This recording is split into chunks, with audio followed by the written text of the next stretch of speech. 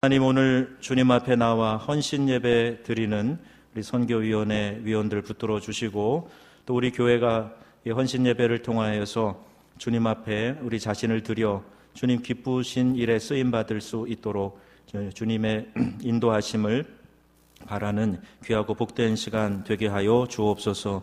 해외 선교팀, 또 국내 선교팀, 지역 전도팀, 문서 전도팀, 다문화 선교팀, 모두가 다 맡은 바 역할을 잘 감당할 수 있도록 은혜 주시고, 우리 교회가 선교위원회 활동이 활발해짐으로 말미암아 우리 교회 하나님이 기뻐하시는 많은 영광스러운 일들이 나타날 수 있도록 은혜 베풀어 주시기를 원합니다. 헌신 예배를 맞아서 선교위원 주님 앞에 감사 예물 드립니다. 또 하나님 앞에 목장 헌금으로 올려드립니다. 기쁘게 받아주시고 물질이 쓰여지는 곳마다 우리 하나님의 영광과 하나님의 사랑이 나타나게 하여 주옵소서. 예수님의 이름으로 감사하며 축복하고 기도합니다. 아멘. 자, 여러분 어떠십니까?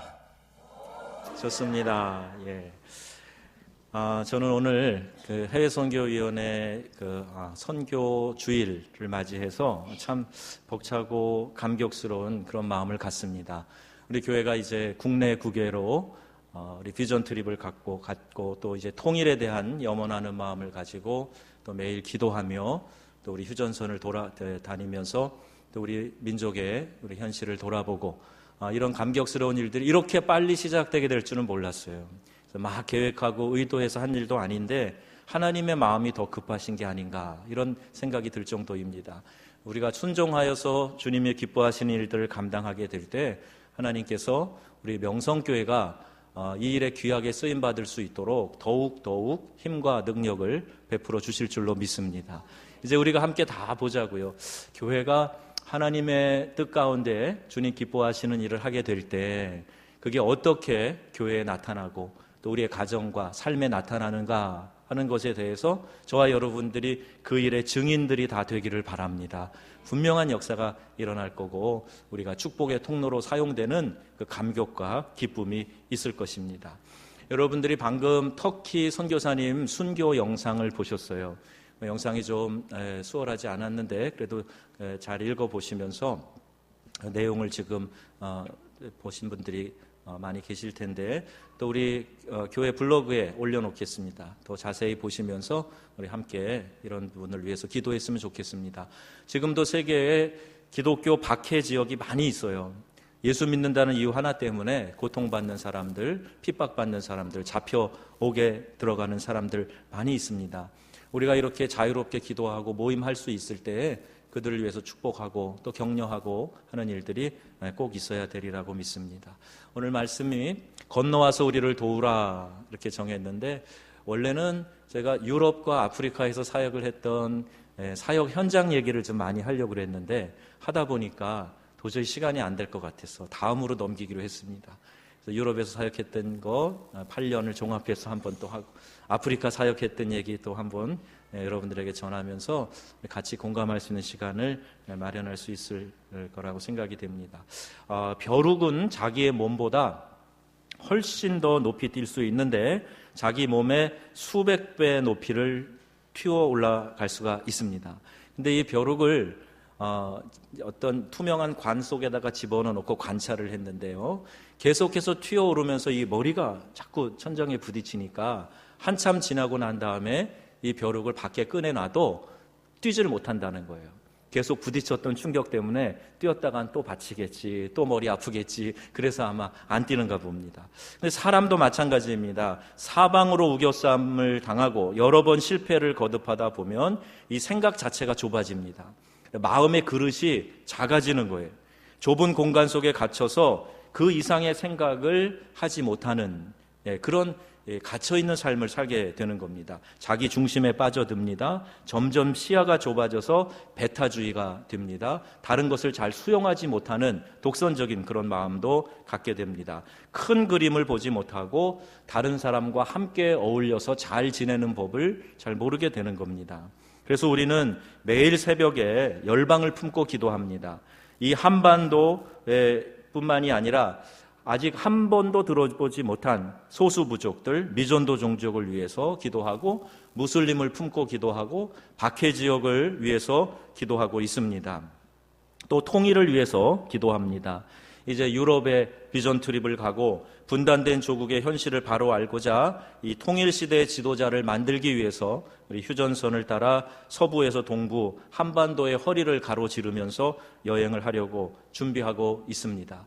이 모든 것들이 우리의 시야를 넓혀주는 것이고 또 하나님께서 우리를 향한 하나님의 뜻, 그것을 좀 더 우리가 명확하게 듣고자 이런 일들을 진행하고 있는 겁니다. 자, 여러분의 시력을 한번 제가 물어보겠습니다. 여러분 시력은 어느 정도 되십니까? 눈이 좋은 분들은 한 2.0까지 되는 분도 계실 거고 1.0, 0점으로 시작되는 분, 마이너스로 시작되는 분도 있을 겁니다. 여러분 그 좋은 시력을 가진 사람들이 있는데 이 몽골 사람들은 새의 눈을 가졌대요. 푸른 초장에 살아서 그런지 눈이 굉장히 좋답니다. 몽골 사람들의 평균 시력이 6.0입니다. 놀라셨죠? 저도 놀랐습니다. 이게 보통이랍니다. 보통, 평균 시력이.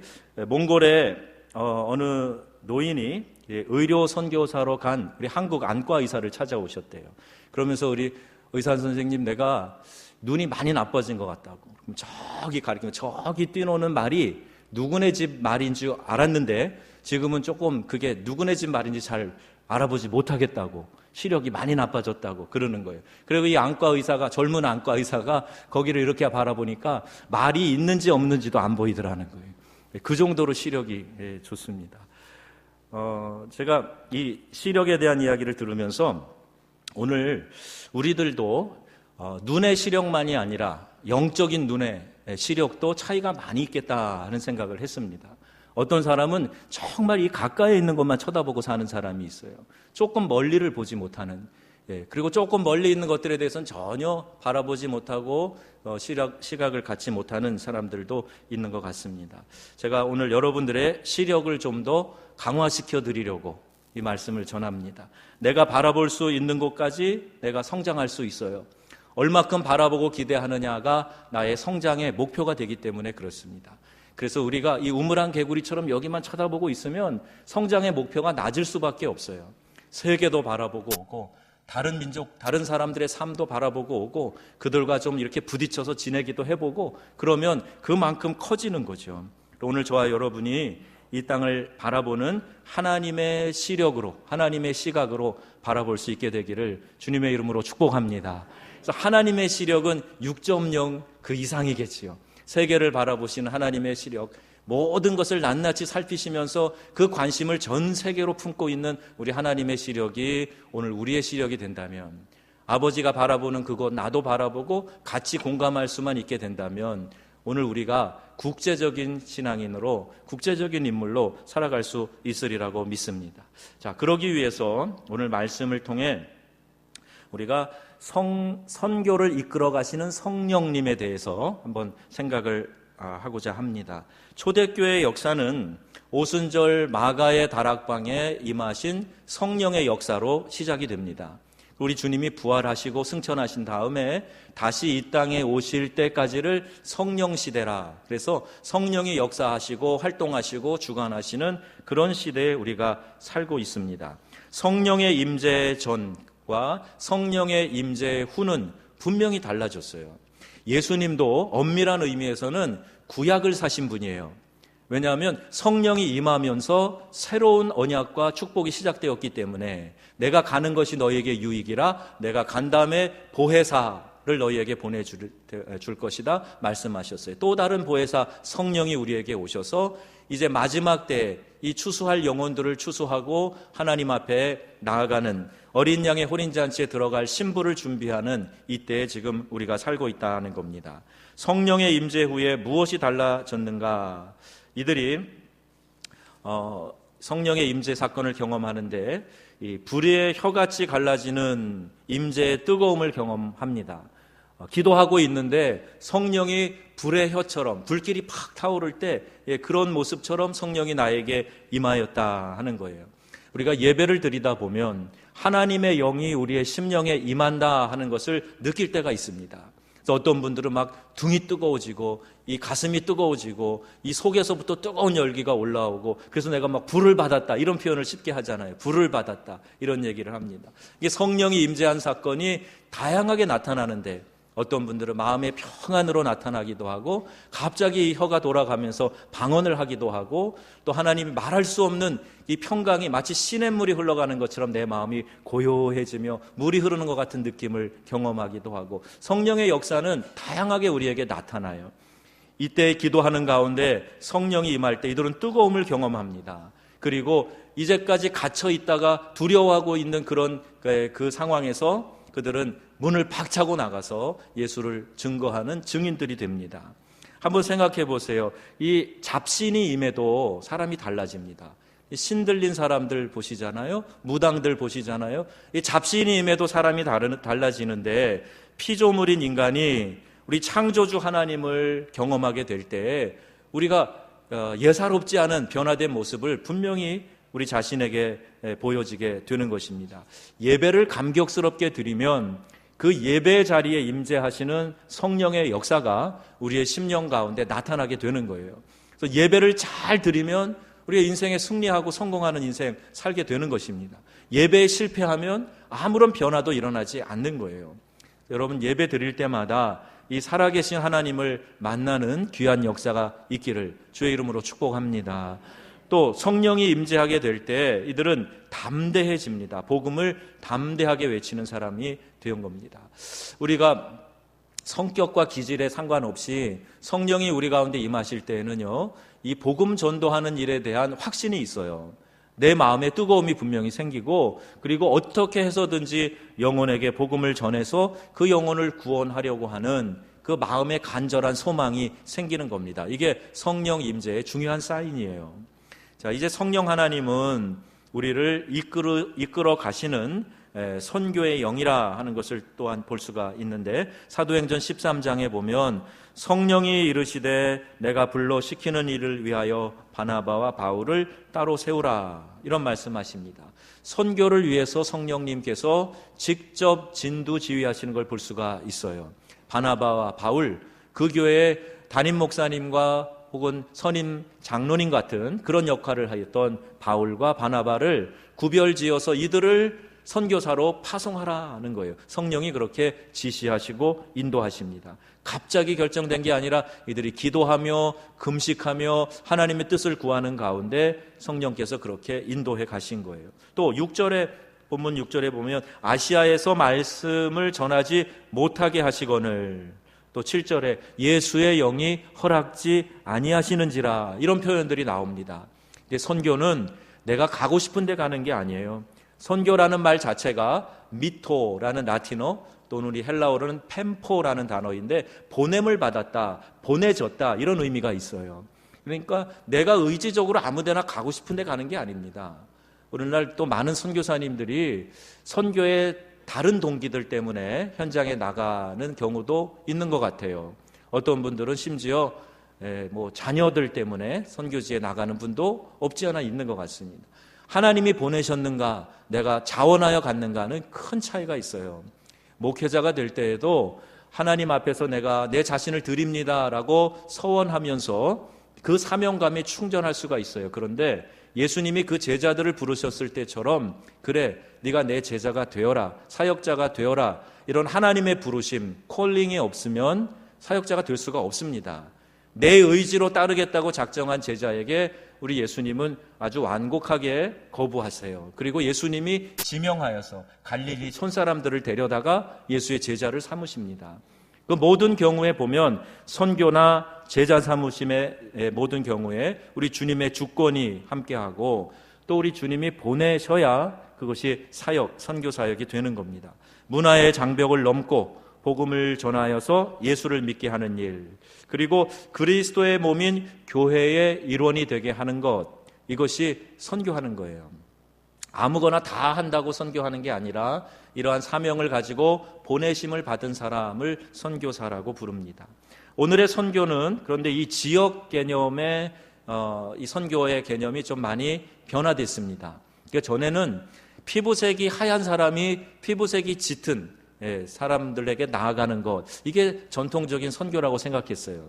부자 나라에서 더 어려운 나라에 가서 도와주는 것, 이걸 선교라고 생각했습니다. 그런데 지금은 이 지역의 개념이 이제 많이 무너지게 되었죠. 그리고 복음이 필요한 그곳, 그리스도를 주로 고백하지 않는 그곳에 가서 복음 전하는 일, 이것을 선교라고 부르게 되었습니다. 선교는 선택이 아니라 명령이에요. 이 선교를 하는 데 있어서 마태복음 28장에 있는 말씀을 우리가 이 지상 위임령이라 이렇게 얘기합니다. The Great Commandment라고 해서 하나님이 우리에게 주신 가장 지고한 명령이라 이렇게 이야기를 해요. 우리에게 하나님이 하늘과 땅의 모든 권세를 주셨으니 그러므로 너희는 가서 모든 족속으로 제자를 삼아 아버지와 아들과 성령의 이름으로 세례를 주라 하는 이 명령입니다. 그래서 이 예수님의 명령을 지상 위임령이라 이렇게 얘기하고 마지막 유언이라 말합니다. 교회에 남겨주신 마지막 유언이 바로 이 선교의 명령이라고 우리가 생각하고 있는 겁니다. 종은 그 주인의 명령을 잘 따르는 사람이 종이에요. 종이 자기 주관대로 자기 고집대로 하면 일을 그르칠 때가 많습니다. 주인의 뜻이 뭔가를 알아서 그 주인의 뜻에 합당하게 일하는 종이 슬기로운 종이고 칭찬받는 종이죠. 우리 그리스도인들은 하나님의 자녀입니다. 그리고 동시에 사명으로 따질 때 하나님의 종이에요. 그리고 좀 더 훈련된 종이라는 개념에서 우리는 군사라는 용어도 사용을 합니다. 제가 사역할 때 가까이 있던 한 형제가 있었는데 라파엘이라고 하는 친구입니다. 아주 재주가 많아요. 그래서 교회 땅에다가 자기 집을 짓고 살도록 했어요. 교회에서 이제 고장난 것도 고치고 필요한 시설 있으면 건설도 하고 그런 일을 하면서 또 음악을 잘해가지고 우리 교회 찬양팀을 이끄는 그런 역할도 했습니다.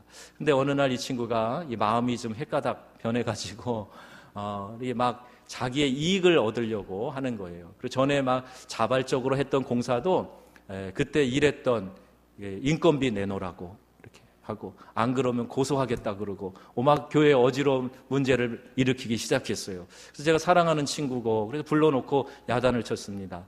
야, 너 지금 이렇게 하면 되냐? 근데 말을 잘 듣지를 않아요. 그리고 계속해서 막 고집을 부립니다. 그래서 제가 아프리카에서는 상당히 권위 있는 사역자였거든요. 그래서 하나님의 종에게 그러면 되냐고 제가 그랬어요. 그랬더니 이 친구가 갑자기 얼굴을 빛을 착 달리하면서 저를 쳐다보고 선교사님, 목사님 하나님의 종이에요? 그래서 그렇지, 내가 하나님의 종이지. 그랬더니 저는 하나님의 자녀예요. 그러는 거예요. 그래서 순간 제가 헷갈렸습니다. 종하고 자녀하고 누가 더 높지? 그랬더니 가만 생각해 보니까 자녀가 더 힘이 있는 것 같아요. 그래서 야단을 치다가 웃음이 나왔어요. 그래서 막 야단을 치다가 웃음이 나오고 그리고 생각한 게 이 얘기입니다. 우리가 다 자녀이지만 사역을 위임받았다는 면에서는 종이라고 이야기하는 거예요. 그리고 훈련된 사역자를 군사라고 얘기하는 겁니다. 그때 그 우스운 얘기가 생각이 나서 다시 한번 말씀을 드려요. 우리가 다 그리스도의 좋은 군사가 되기를 주의 이름으로 축복합니다. 자녀의 신분도 영광스럽지만 우리를 불러서 주의 귀한 일을 맡겨주시니 종으로서 감사하고 또 우리를 이렇게 훈련시키셔서 그리스도의 좋은 군사가 되게 하시니 이건 얼마나 영광스럽고 감사한 일이겠습니까? 저는 우리 교회에서 우리 권사님들이 또 막 기도하신다 그래 막 신났어요. 제가 지금 새벽에 교인들이 많이 나와서 이 추위에도 많이들 나오셔서 기도하시고 하는 모습을 보면서 우리 교회 되겠다 하는 생각이 듭니다. 여러분이 다 좋은 군사로 무장되기를 주 예수님의 이름으로 축원합니다. 군사가 되잔 말이에요. 세월이 지나면 지날수록 더욱 강한 군대로 일어나서 우리 명성교회가 하나님의 귀한 일들을 잘 감당하자는 겁니다. 우리가 나가기도 해야 되고 이제 많은 외국인들이, 외국 노동자들이 또 탈북한 우리 북한의 주민들이 우리 주변에 와서 살기 시작했어요. 그들에게 복음 전해야지요. 믿지 않는 그들을 전도해서 그들에게 그리스도의 사랑을 가르쳐주고 주님의 몸된 교회의 일원이 되도록 해야 되겠지요. 우리가 군사인 이상 감정으로 일을 하면 안 됩니다. 군인이 그 사명에 충실하고 또 그 작전대로 일을 해야 되는 것처럼 우리는 선교의 주인이신 주님이 인도하시는 대로 순종하면서 나아가는 그런 사람들이 돼야 돼요. 그래야 오늘 오전의 말씀처럼 하나님께 쓰임받는 사람이 되고 하나님이 쓰시기 시작하면 인생이 달라지게 되는 겁니다. 저는 우리 젊은이들에게 그런 도전을 하고 싶어요. 네가 스스로 뭐가 되려고 그렇게 노력하지 말고 하나님께 좀 쓰임받도록 노력을 해봐라. 그러면 하나님이 너를 사용하시기 시작하면 네 직업이 뭐든 전공이 뭐든 어느 대학을 나왔든 안 나왔든 그게 중요한 게 아니야. 하나님이 사용하시면 세상을 뒤집는 역사가 일어나게 될 거야. 저는 그런 마음에 확신이 있습니다. 무디가 공부 많이 해서 훌륭한 전도자가 된 게 아니에요. 그가 설교할 때 미국에서 태어나 자란 사람이 영어로 설교하는데 문법이 틀리기를 이루 말할 수가 없답니다. 그래서 어느 날 설교를 듣고 있던 한 똑똑한 사람이 무디 선생님이 지금 설교하시는데 벌써 문법이 이렇게 많이 틀렸습니다 라고 지적을 해줬답니다. 그랬더니 무디가 웃으면서 그러세요? 당신은 그 정확한 영어를 가지고 몇 명이나 영혼을 구원하셨나요? 이렇게 되물었대요. 발음이 정확지 않아도 혹은 문법이 틀려도 그러나 그 설교를 가지고 감동하여서 수많은 영혼이 하나님께 돌아오는 일이 더 영광스러운 것 아닙니까?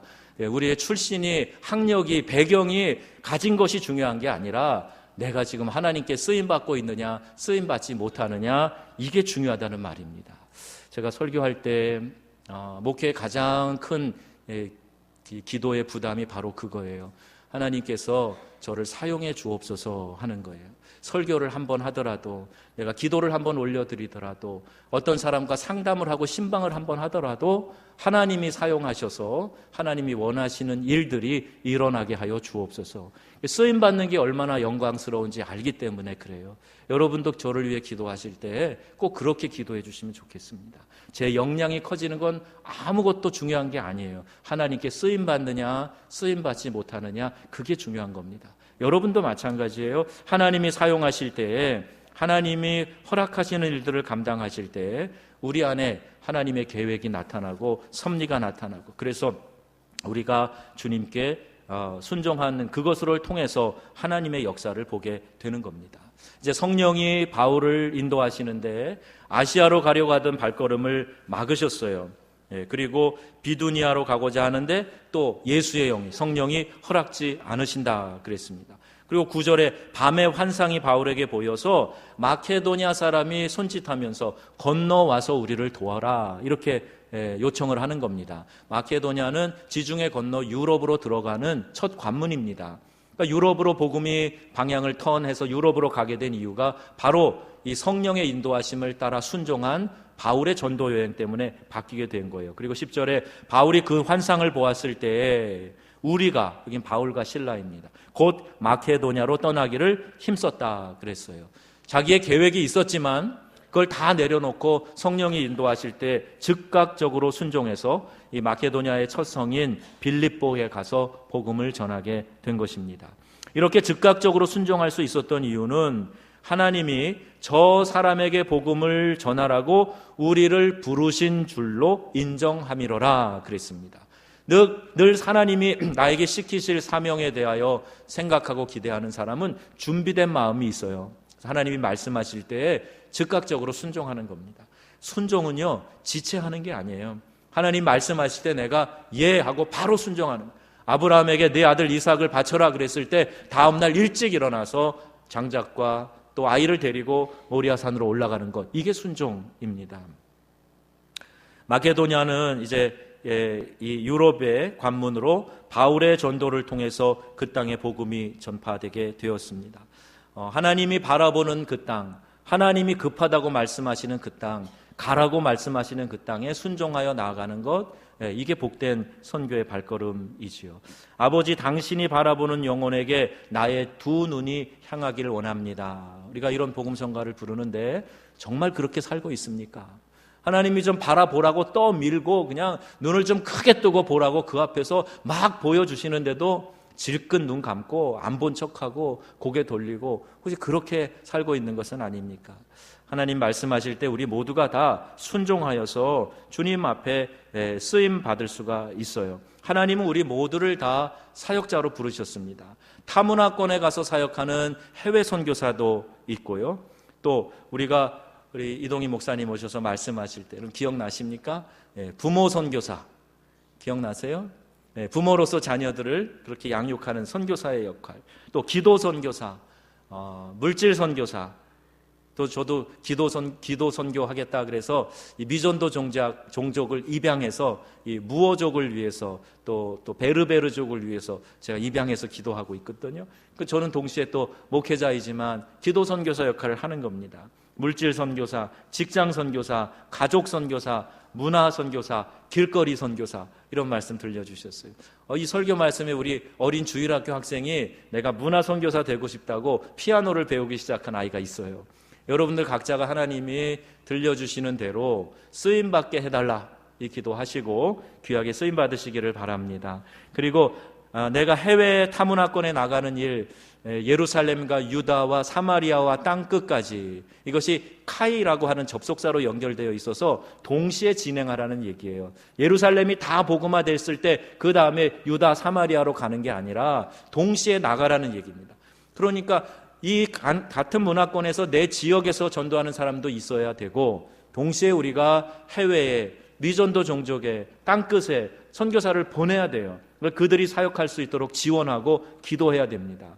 내가 가든지 아니면 보내든지, 그래서 우리 모두가 다 선교의 명령에 충실하고 하나님의 기쁨이 될 수 있기를 바랍니다. 이 부르심에 우리가 확신을 해야 돼요. 하나님이 오늘도 이 지구상에 복음을 한 번도 들어보지 못한 영혼들에 대한 안타까움을 가지고 계십니다. 우리 교회가 이 일에 대해서 마음을 열고 함께 했으면 좋겠습니다. 그리고 건너와서 우리를 도우라 하는 이 환상이 오늘 우리에게 보여줘서 우리가 찾아가서 보기도 하고, 또 우리 주변에 와서 살고 있는 이방인들, 다른 나라 사람들, 그들을 또 품으면서 기도하고, 이제 이 주변에 얼마나 많이 다문화 가족들이 있는지 잘 모르겠어요. 지금 파악 좀 해달라고 부탁을 하고 있는데, 다문화 가족들도 또 그들이 우리가 전도하여서 복음을 전할 아주 중요한 자원들입니다. 다문화 가족이 이곳에 와서 살아도 자기 고향과 다 연결되어져 있어요. 여기서 예수 잘 믿게 되면 자기 고향에 있는 부모, 형제, 친척도 복음을 전할 수 있는 아주 중요한 또 열쇠 역할을 감당하게 될 겁니다. 이제 교회가 하나씩 이런 사역들을 열어가게 될 때 우리 명성교회 안에 하나님께서 베풀어 주신 은혜가 저는 충만하게 나타나리라고 믿습니다. 디모데전서 2장 4절에 보면 하나님은 모든 사람이 구원을 받으며 진리를 아는 데 이르기를 원하시느니라, 이렇게 하나님의 소원이 기록되어져 있어요. 하나님의 기쁨이 되겠다고 말하는 사람은 하나님의 소원이 뭔지 알아서 그 하나님의 소원을 이루어 드리는 삶을 살아야 됩니다. 내가 주님의 기쁨 되기 원합니다. 노래만 부르고 끝나는 게 아니라 우리 하나님이 열방을 구원하기 원하시는 영혼 구원에 대한 간절한 소망을 우리도 기억하고 이 일을 위하여 쓰임 받아야 한다는 거예요. 전 세계 5억 불교인의 86%는 크리스찬과 단 한 번도 만나 대화를 해보지 못한 사람들이라고 합니다. 14만 개신교 선교사 중에 오직 2%만이 9억의 힌두인을 섬기고 있다고 합니다. 전 세계 이슬람 인구는 16억 명입니다. 하지만 선교사들은 단 100명당 1명만 이슬람권에서 사역을 하고 있다 그럽니다. 저들은 모두 주님이 필요한 사람들입니다. 저들에게 복음이신 주님을 증거하도록 해서 구원하시는 것이 하나님의 소원인 것을 우리가 알고 그들에게 복음 전도를 위해 나아갈 수 있어야 합니다. 우리가 몸으로 나가지 못해도 나가는 선교사를 돕고, 또 그와 같이 하지 못해도 먼저는 우리가 무릎 꿇고 열방을 향해서 기도하고 전 세계에 우리의 기도가 필요한 그런 곳곳을 향하여서 아침마다 이렇게 기도하는 것, 이것도 역시 선교의 중요한 역할을 감당하는 것입니다. 저들에게 우리 복음을 증거하고 하나님의 이 한 맺힌 소원을 풀어드리기 위해서 이 땅에 예수 그리스도를 보내신 하나님의 마음을 우리가 품고, 또 그분을 위해서 살아가는 믿음의 귀한 용사들이 다 되시기를 주 예수님의 이름으로 축원합니다. 아멘.